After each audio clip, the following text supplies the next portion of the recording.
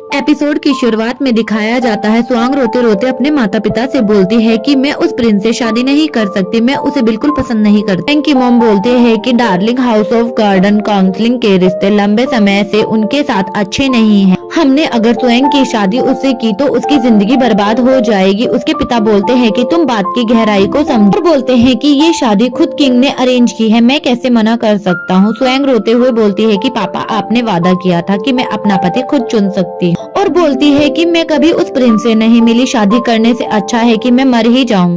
तभी उसकी मॉम उसके पास आती है और बोलती है कि स्वयं ऐसा मत बोलो और रोना बंद करो बेटा, तब मैं जिंदा हूँ तब तक मैं तुम्हें कुछ नहीं होने दूंगी। और वो अपने पति से बोलती है कि इसके अलावा कोई और उपाय नहीं है क्या? उसके पति बोलते हैं कि और कोई चारा नहीं दिख रहा है, इसे उससे शादी करनी ही पड़ेगी। अगर हमने शादी के लिए मना किया तो हमारा पूरा हाउस ऑफ गार्डन काउंसलिंग भगवान को प्यारा हो जाएगा। पापा बोलते हैं कि स्वयं अब तुम बड़ी हो गई हो, ये तुम्हें हमारे लिए करना ही होगा, फिर चाहे कुछ भी हो जाए। स्वयं अपने पापा का पैर पकड़कर बोलती है कि पापा प्लीज, मैं उस नल्ले से शादी नहीं कर सकती। रोते रोते बोलती है कि पापा, मैं तुम्हारी इकलौती बेटी हूँ, तुम मेरे साथ ऐसा नहीं कर सकते। अगर मैं यहाँ नहीं रही तो आपका ख्याल कौन रखेगा और आपको प्यार कौन करेगा? उसकी मॉम बोलती है कि ये हमारी इकलौती बेटी है। तभी उसके पिता बोलते हैं कि तुम स्प्लिट क्राउड माउंटेन वाली बेटी की बात कर रही हो, इसकी सजा हमारे पूरे खानदान को भुगतनी होगी। और बोलते हैं कि ऐसा नहीं चलेगा, मैं किंग से झूठ नहीं बोलना चाहता। सीन चेंज होता है और शादी का सीन दिखाया जाता है। तभी उसकी मॉम सोचती है कि वैसे भी हम झूठ थोड़ी बोल रहे हैं, उन्होंने किंग से हमारी बड़ी बेटी की शादी को अरेंज किया है। युनशी हमारी बड़ी बेटी है, अगर इतना काफी नहीं हुआ तो हम उन दोनों की पहचान बदल देंगे। वो दोनों ही हमारी बेटी है, कोई भी फर्क नहीं बता पाएगा। उसके पिता ये बात सुनकर शादी के लिए तैयार हो जाते हैं कि ये कितने लंबे समय तक चलेगा ये सोचना पड़ेगा। तभी स्वयं बोलती है कि मैं इनकी इकलौती बेटी नहीं हूँ, ये कि मेरी एक और बहन है, मुझे तो पता ही नहीं था। वैसे भी वो मंदबुद्धि इस जायदाद से बेदखल है। वो बोलती है कि वो मेरे किसी काम तो आई। तभी युनशी का सीन दिखाया जाता है, उसे गर्मी लगती है और वो अपना घुंघटे को हटा देती है। तभी दादी माँ बोलती है कि बेटा ऐसा नहीं करते, ये गलत है। युनशी बोलती है कि दादी माँ मुझे बाहर देखने तो दो। दादी बोलती है कि सच में माय लेडी, आपको बाहर क्या देखना है? युनशी बोलती है कि दादी माँ ये एक सीक्रेट है।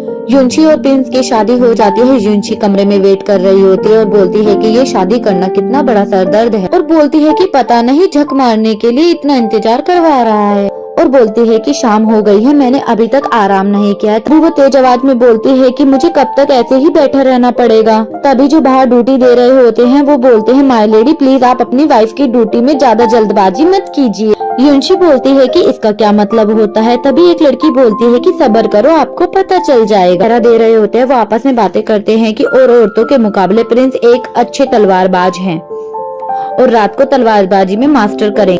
युनशी ये बातें सुन लेती है और बोलती है कि क्या बात कर रहे हैं, प्रिंस रात को भी तलवारबाजी करते हैं? जो बाहर पहरा दे रहे होते हैं वो बोलते हैं नहीं नहीं हाइनेस, वे अभी नहा रहे हैं। युनशी बोलती है तो उसने अपनी प्रैक्टिस खत्म कर ली है, और हंसी मजाक में बोलते हैं कि उनका निकनेम है रात का घोड़ा।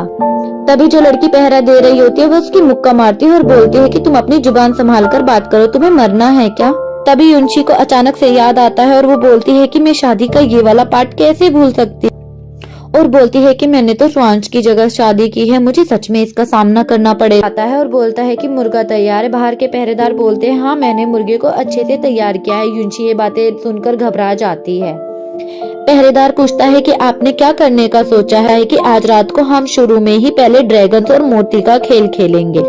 युनशी ये सुनकर छुपने की कोशिश करती है और वो एक टेबल के नीचे छुप जाती है। इसकी बातें सुनकर युनशी बोलती है कि साला हब्सी कहीं का, अगर उसने मुझे छुआ भी तो मैं उसे जिंदा गाड़ दूंगी। बोलता है कि आखिरकार मैं इस चिकन के साथ में एक स्वादिष्ट सूप बनाऊंगा। युनशी ये बात सुनकर टेबल के बाहर से झांकती है तो प्रिंस रूम के अंदर आ जाते। प्रिंस बोलते हैं कि मैं तुम्हें कुछ बताने के लिए आया हूँ। वो बोलता है कि अगर राजा का हुक्म ना होता तो मैं यहाँ पर पैर भी नहीं रखता।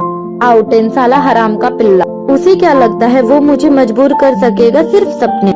और बोलता है कि तुम एक प्यादे से ज्यादा और कुछ नहीं हो, ध्यान से सुनो, सिर्फ नैन क्वीन ही मेरी प्रिंसेस बनने के लायक है। तुम्हें छुपना इतना ही पसंद है तो तुम छिपी रहो, सही है, मुझे भी तुम्हें देखने का कोई शौक नहीं है।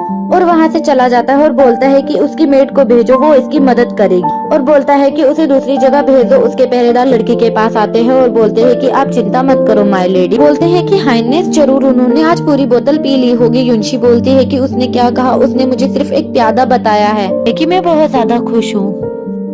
खुशी में वो डांस करने लगती है और बोलती है कि मुझे अब घोचू राजा को खुश करने की जरूरत नहीं है और मुझे चिंता भी नहीं करनी। इस बात मॉम मैं बहुत ज्यादा खुश हूँ, अब मैं इस घटिया जगह को छोड़ सकती हूँ। ये सब देखकर पहरेदार बोलते हैं कि शायद ये बावली हो गई है इस सदमे से, और वो दोनों बोलते हैं कि हाइनेस हम अभी आते हैं, और वो वहाँ से चले जाते हैं। युनशी बोलती है कि मुझे लगा था कि मैं यहाँ पर बहुत ज्यादा बुरी तरीके से फंस जाऊंगी। मैंने कभी सोचा नहीं था कि मेरी इतनी खुली हुई किस्मत होगी कि मुझे इतना अच्छा मौका मिल जाएगा। जब तक मैं अपने ग्रैंड काउंसलिंग के घर में नहीं हूँ मैं तो मौज में हूँ। कि महल में जाते हुए बोलती है कि स्प्लिट क्लाउड माउंटेन जितनी ज्यादा अच्छी तो नहीं है, पर मैं इसे 10 पॉइंट तो दे ही सकती हूँ। युनशी को दूसरी जगह ले जाया जाता है। जब दरवाजे का ताला खुलता है और युनशी देखती है तो वो बोलती है कि उसकी माँ की ये साला प्रिंस कहीं का, और बोलती है कि यहाँ पे तो इतनी अच्छी अच्छी जगह है, मुझे यहाँ पर क्यों रहना पड़ रहा है। ये तो वहाँ पर कोई नहीं होता है। मेड भी बोलती है कि माय लेडी मैं चलती हूँ, बाय बाय। युनशी गुस्से में बोलती है कि घंटे का प्रिंस, मेरे जैसी अबला बेचारी लड़की को यहाँ वो अकेले छोड़ गया, साला गधा कुत्ता कमीना बेश। युनशी बोलती है कि मैं स्प्लिट क्लाउड माउंटेन में जंगलियों की तरह बड़ी हुई हूँ, मैं उसे दिखा दूंगी कि मैं कौन लड़की हूँ। देखो मैं इस जगह को एक झटके में कैसे साफ करती हूँ। वो एक टेबल को उठाने की कोशिश करती है पर उठा नहीं पाती और बोलती है कि हाय रामा, ये कैसे शर्मनाक तरीका, मैं ये अकेले नहीं कर पाऊंगी, मेरे पास अब कोई और चारा नहीं है, मुझे लगता है अपने सर्वेंट को बुलाना ही पड़ेगा। तभी वो अपने डब्बे से एक आत्मा को बुलाती है और वो बाहर आने के बाद बोलता है, अबे डायन, तूने मुझे इतने समय तक एक डब्बे में कैद कैसे करके रखा। युनशी बोलती है कि मैं तो भूल ही गई थी। आत्मा बोलती है कि तुम्हें तो शादी करने की इतनी तड़प थी कि इसीलिए तुम मुझे भूल गई। युनशी बोलती है कि अबे यार, तुम्हें तो पता ही है मैंने किस लिए शादी की। युनशी आत्मा को पूरी बात बताती है और आत्मा बोलता है कि ऐसी बात है, मुझे तो लगा तुम शादी करके बहुत ज्यादा खुश होगी और मजे कर रही हो। जिस दिन से मैं तुम्हारे साथ आया हूँ उस दिन से तो मेरी जिंदगी भी नर्क हो गई है। मैंने सोचा नहीं था वो साला तुम्हारी इतनी ज्यादा बेइज्जती करा था, लगा नहीं था कि प्रिंस से शादी करने के बाद तुम्हारी जिंदगी इतनी बेकार हो जाएगी। युनशी आत्मा को कमरे की साफ सफाई करने के लिए बोलती है। आत्मा और युनशी मिलकर कमरे की साफ सफाई कर लेते हैं। वो बहुत ज्यादा थक जाते हैं और बोलते हैं कि ये प्रिंस तो एक नंबर का गधा है, इसकी वजह से हमें इतनी प्रॉब्लम सहनी पड़ी। अगली बार मैं उस गधे और घटिया प्रिंस की बैंड बजा दूंगी। आत्मा बोलती है कि हमें कुछ अच्छा आइडिया सोचना। युनशी बोलती है कि उसकी चिंता नहीं है, मुझे किस्मत वालों के साथ तो अच्छा ही होता है। युनशी बोलती है कि आज मैं पूरे दिन इतनी बिजी थी कि मैंने कुछ भी नहीं खाया। आत्मा बोलती है कि मैंने भी कुछ नहीं खाया, मुझे भी भूख लगी है। युनशी बोलती है कि बिना खाए तो नींद भी नहीं आएगी, अब हम क्या करें। युनशी बोलती है कि डिनर का टाइम हो रहा है। आत्मा बोलता है कि इतनी रात को खाना क्या मेरा बाप लाएगा। युनशी और आत्मा मिलकर किचन को ढूंढ लेती है। युनशी आगे निकल जाती है और आत्मा पीछे रह जाती है। युनशी बोलती है कि आवाज मत करो वरना हम पकड़े जाएंगे। वो पीछे मुड़ के देखती है तो वहाँ पर एक लड़का होता है। वो लड़का उससे पूछता है कि तुम कौन हो और यहाँ पर क्या कर रही हो। लड़की बोलती है कि तुम बताओ तुम कौन। का बोलता है कि मैं यहाँ का गार्ड हूँ और बोलता है कि तुम चोर हो, और उन दोनों के बीच में फाइट शुरू हो जाती है। युनशी बोलती है कि लगता है ये मार्शल आर्ट में बहुत अच्छा है। युनशी बोलती है कि मैं चोर नहीं हूँ और वो युनशी को पकड़ लेता है। युनशी आत्मा को बुलाती है और बोलती है कि कहाँ रह गया, जब इसकी जरूरत होती है तभी ये कमबख्त गायब हो जाता है। युनशी को अपने मास्टर की बात याद आती है और वो स्मोक करके वहाँ से भाग जाती है। अभी वहाँ पर पहरेदार आते हैं और बोलते हैं कि हाइनेस आपको क्या हुआ। राजकुमार बोलता है कि स्मोक की वजह से मैं कमजोर हो रहा हूँ। युनशी भागते भागते सोचती है कि मुझे किसी पर निर्भर नहीं होना है, मैं खुद से आत्मनिर्भर बनूंगी, मैं सब कुछ खुद ही करूंगी, मैं किस्मत पर भरोसा नहीं करती हूँ, मैं अपनी किस्मत को खुद लिखूंगी। और वो अपने रूम के पास पहुँच जाती है। बाहर बैठकर वो सोचती है कि अब मैं क्या करूँ, मुझे भूख भी लग रही है। तभी उसके ऊपर वहाँ का साइन बोर्ड उतरकर गिर जाता है। युनशी बोलती है कि मुझे बचाओ, कोई मेरी मदद करो, इसे हटा। एपिसोड 1 यहीं पर खत्म होता है। अगर आपको मेरी एक्सप्लेनेशन अच्छी लगती है तो वीडियो को लाइक और चैनल को सब्सक्राइब करना। Thank you.